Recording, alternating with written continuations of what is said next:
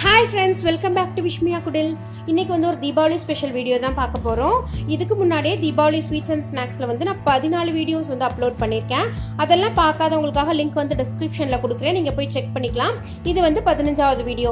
இன்றைக்கி என்ன பண்ண போகிறோம் அப்படின்னு பார்த்தீங்கன்னாக்கா, ரிப்பன் பக்கோடா, சில பேர் வந்து ஓலை பக்கோடான்னு சொல்லுவாங்க. நாங்கள் வந்து ஓலை பக்கோடா அப்படின்னு தான் சொல்லுவோம்.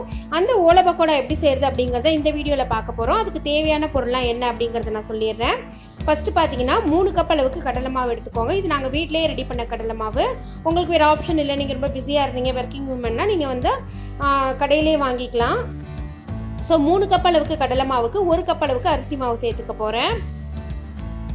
நான் சொன்ன இதே அளவே நீங்கள் போட்டிங்கன்னா உங்களுக்கு நல்ல ஒரு கிறிஸ்பான ஓலை பக்கோடா கிடைக்கும். 20 நாள் வரைக்கும் கூட நீங்கள் வச்சுக்கலாம். அதில் வந்து எந்த ஒரு எண்ணெய் ஸ்மெல்லோ இல்லை நமத்து போயோ ஆகிடாது, கிறிஸ்பாகவே உங்களுக்கு இருக்கும். அதுக்கப்புறமா இந்த மொத்தமாக 4 கப் வந்து நம்ம சேர்த்துருக்கோம். அதுக்கு வந்து 1 டேபிள் ஸ்பூன் அளவுக்கு மிளகாய் தூள் எடுத்துக்கோங்க. கொஞ்சோண்டு பெருங்காயத்தூள், உங்களுக்கு டைம் இருந்ததுன்னா கட்டி பெருங்காயத்தை தண்ணியில் நல்லா ஊற வச்சுட்டு அதிலே உப்பும் சேர்த்து இதில் சேர்த்துக்கலாம். நான் வந்து இப்போ உங்களுக்கு வீடியோக்கு செஞ்சு காமிக்கிறதுனால நான் பவுடர் பெருங்காயம் டைரெக்டாக போட்டுடுறேன். 1 டீஸ்பூன் அளவுக்கு பேக்கிங் சோடா போட்டுக்கோங்க.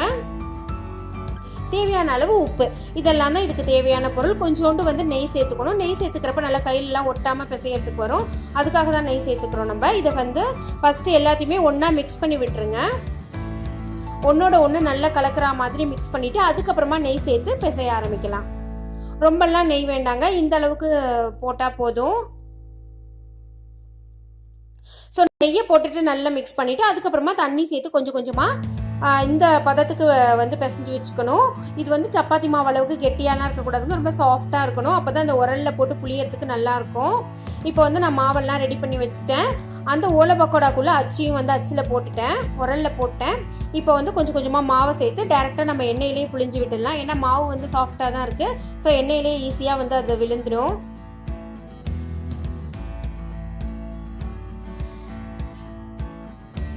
இது வந்து டேஸ்ட் ரொம்ப நல்லா இருக்குங்க. இப்போ புளியிருப்பே பாருங்கள், கலரே ரொம்ப அழகாக இருக்கும். ஆனால் கடையில் கிடைக்கிற அந்த கலரை வந்து நீங்கள் எதிர்பார்க்காதீங்க. இது வந்து ரொம்ப ஹெல்த்தி, வீட்டில் செய்கிறது. நம்ம குழந்தைங்களுக்கும் கொடுக்கலாம். இதெல்லாம் எவ்வளோ சாப்பிட்டாலும் நமக்கு ஒன்றுமே ஆகாது. கடையில் பார்த்தீங்கன்னா மைதா மாவெல்லாம் சேர்ப்பாங்க, அதனால் வந்து நமக்கு அந்த ஒரு மாதிரி ஒயிட்டும் எல்லோவும் கலந்தா மாதிரி கிடைக்கும். பட் நம்ம மைதா மாவு சேர்க்கல, அதிக அளவுக்கு வந்து ஆப்போசோடாவும் சேர்க்கல. ஸோ அதனால் வந்து நமக்கு ஒரு இந்த மாதிரி கலரில் தான் நமக்கு கிடைக்கும். ஒரு பக்கம் வெந்ததுக்கு அப்புறமா இன்னொரு பக்கம் திருப்பி போட்டுருங்க.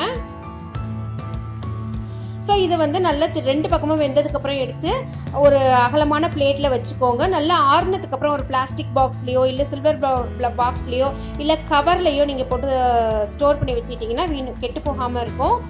ஸோ சூப்பரான ஓலை பக்கோடா வந்து ரெடி ஆகிடுச்சுங்க. இந்த வீடியோ உங்களுக்கு பிடிச்சிருக்குன்னு நினைக்கிறேன். பிடிச்சிருந்தா லைக் பண்ணுங்கள், ஷேர் பண்ணுங்கள், கமெண்ட் பண்ணுங்கள். நீங்கள் இன்னும் விஷ்மியா குடில் சப்ஸ்கிரைப் பண்ணலைன்னா மறக்காமல் சப்ஸ்கிரைப் பண்ணிக்கோங்க. இன்னும் நிறைய Deepavali sweets and snacks and shopping வீடியோலாம் உங்களுக்காக காத்துகிட்டே இருக்குது. தேங்க்யூ ஃப்ரெண்ட்ஸ், பாய்.